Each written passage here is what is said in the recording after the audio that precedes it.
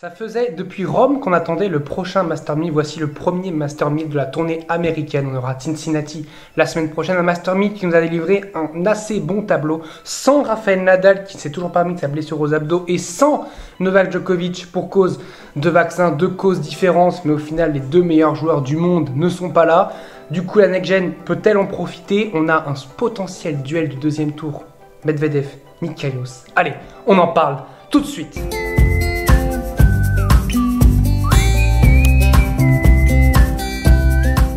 Salut à tous, je suis très heureux de vous retrouver pour une nouvelle vidéo et aujourd'hui on va parler de ce Master 1000, ce premier Master 1000 de la tournée nord-américaine avec ce Master 1000 de Montréal avec évidemment deux absents de marque, Novak Djokovic et Rafael Nadal. Ils ne sont pas encore remis, l'un n'est pas vacciné et l'autre ne s'est pas remis de sa blessure aux abdos. Djokovic, ça pue clairement pour l'US Open, il faut le dire. Rafael Nadal, est-ce qu'on peut commencer un petit peu à s'inquiéter? S'il n'est pas à Cincinnati, oui, là pour le moment on va dire que ça va encore, même s'il adore jouer à la Rogers Cup, donc soit à Montréal, soit à Toronto. Il adore souvent aller là, Rafael Nadal, donc c'est un petit peu inquiétant mine de rien. Mais les jeunes loups peuvent en profiter. Et est-ce que le numéro 1 mondial, celui qui est encore numéro 1 mondial là, qui est en demi-finale pour le moment à Los Cabos, est-ce que ça va durer face à Kekmanovic? Est-ce qu'il peut rester numéro 1 mondial? Il doit remporter ce match face à Kekmanovic. Quand la vidéo sortira, vous le saurez. Là, voilà, je tourne cette vidéo, il n'a pas encore joué son match, il n'a même pas encore commencé son match, donc on verra si Medvedev reste numéro 1 mondial. Et il peut jouer son deuxième tour potentiel déjà face à Nick Kyrgios. Il est deuxième tour parce qu'il est, je rappelle, exempté du premier tour. Hein. Toujours les 8 premières têtes de série sont exemptées du premier tour. Nick Kyrgios, c'est clairement le pire tirage, hein. On va pas se le cacher. De tous les joueurs non tête de série, Nick Kyrgios est le pire tirage parce qu'il est 63e. Il ne devrait jamais être 63e avec sa finale à Wimbledon. Donc c'est évidemment un gros match piège. Surtout que ça va être son premier match de la semaine. Kyrgios aura déjà joué un match avant face à Baez qui va dérouler, je pense. Kyrgios en plus a l'air très sérieux en ce moment. Face à Opelka, il était vraiment très sérieux. Face à Tommy Paul aussi. Franchement, on a un Kyrgios qui depuis sa finale à Wimbledon, il n'a pas dit ouais je suis déçu et tout. Il a dit j'ai vu ce qu'il fallait faire pour aller au bout. Et j'ai envie de continuer, j'ai envie d'avoir faim, j'ai encore faim. Et c'est dingue parce que Kyrgios on aurait pu se dire bon allez c'est bon, il a fait sa finale, maintenant on ne voit plus la saison. Et pourtant il a encore envie de continuer d'aller plus loin. Donc ça fait plaisir pour Nick Kyrgios. Mais je vois quand même Medvedev passer parce que, bon, moi j'adore Medvedev, c'est pas objectif. Mais j'ai l'impression que Medvedev, ne pas avoir joué Wimbledon, ne pas avoir joué la saison sur terre, ça lui manque de jouer au tennis. Et là, cette partie de saison, il le sait. C'est là où c'est lui le meilleur. Depuis 2019, c'est lui le meilleur joueur dans cette partie de saison.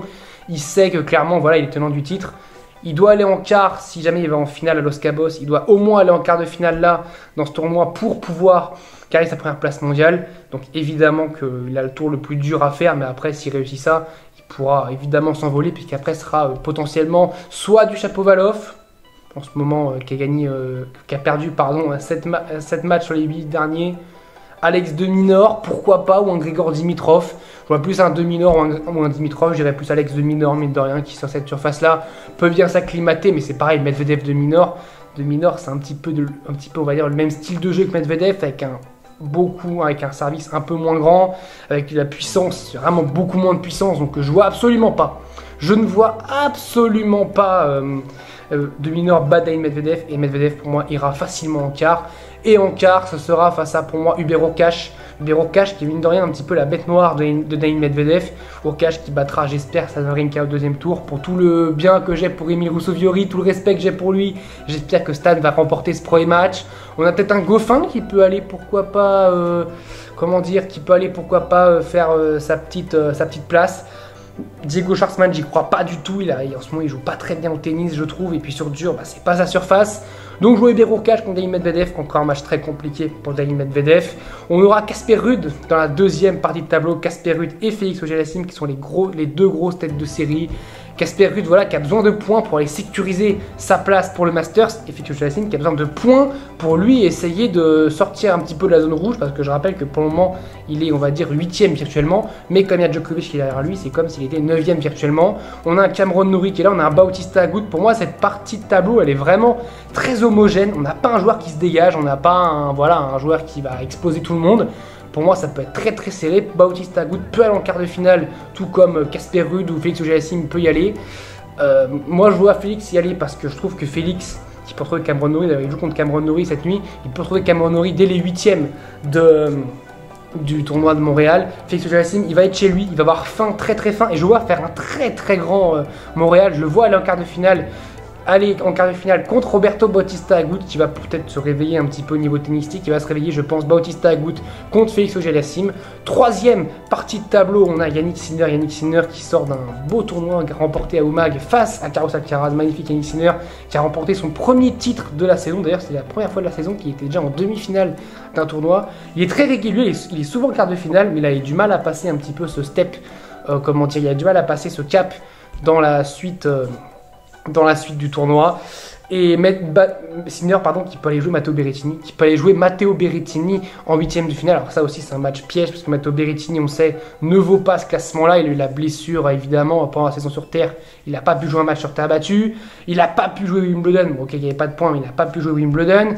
Il revient, il fait une belle finale face à Casper Ruud à Gstaad. Il joue Carreño Busta au premier tour. Carreño Busta, pour moi, franchement, en ce moment, il fait pas grand-chose.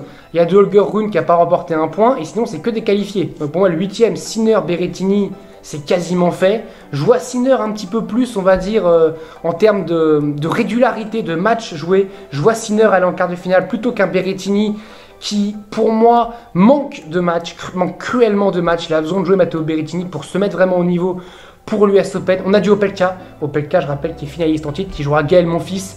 Alors là, c'est l'inconnu, parce que Monfils, c'est un style de jeu qu'il adore, les grands serveurs, mais on l'a pas vu jouer depuis sa défaite à Madrid face à Novak Djokovic avec son épine calcanéenne, pardon. On l'a pas vu jouer, donc on ne sait pas ce que vaut Gaël Monfils. Donc Opelka peut gagner ce match. Pour moi, Opelka va remporter ce match. On a Tsitsipas qui a besoin à tout prix.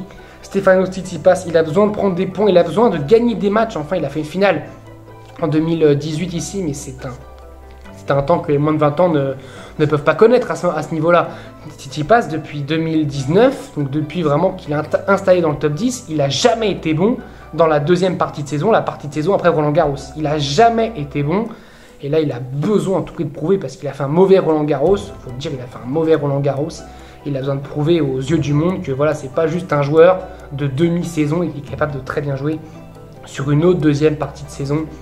Et je le vois pour ça aller en quart de finale contre Yannick Sinner. Pour moi, pas de surprise dans cette partie de tableau-là. La tête de série 7 contre la tête de série 3. Et dernière partie de tableau, on a Andrei Rublev. Et oui, tête de série numéro 2. Tête de série numéro 2 de tournoi Carlos Alcaraz.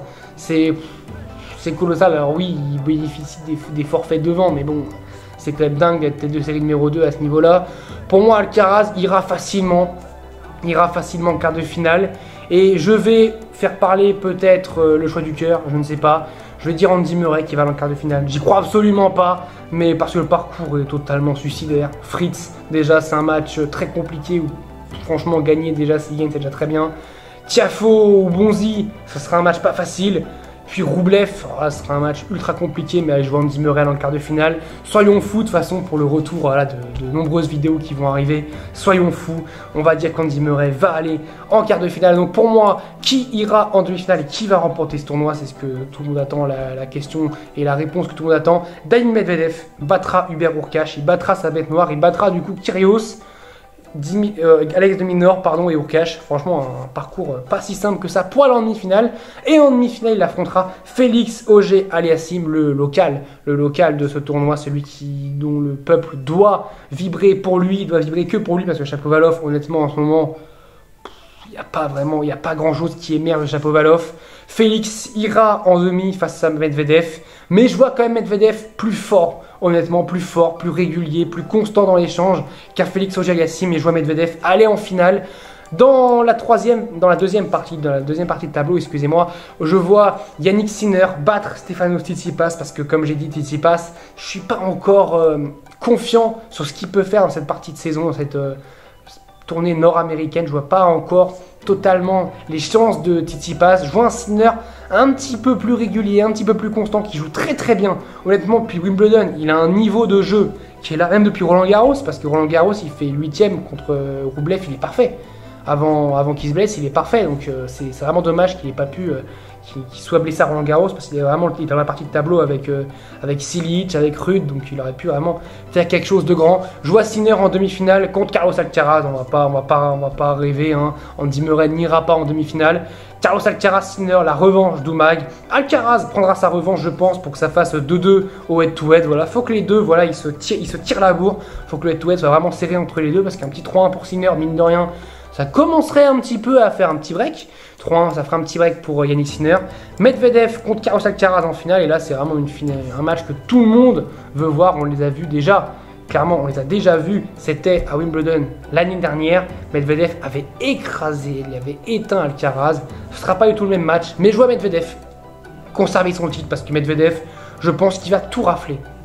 Sur cette partie de saison, je ne le vous cache pas. Je pense qu'il va remporter Montréal, Cincinnati et l'US Open parce que je pense qu'il est dans une sorte de mission là, une mission de garder sa première place mondiale et en même temps d'être un petit peu, mais je vous emmerde tous. Voilà, on m'a privé de Wimbledon, j'ai pas pu jouer la saison sur terre à fond parce que voilà, j'ai eu une blessure. Là voilà, c'est bon, là c'est fini, je suis de retour à 100% et je vais vous le montrer. Je pense que Medvedev va être dans cette attitude-là sur toute la tournée nord-américaine. On va le voir très sérieux dès le premier match parce que face à Kyrgios, si t'es pas sérieux, alors on sait que Kyrgios justement il fait tout pour que son adversaire ne soit pas sérieux, sorte de son match. On l'a vu notamment avec Stefanos Tsitsipas.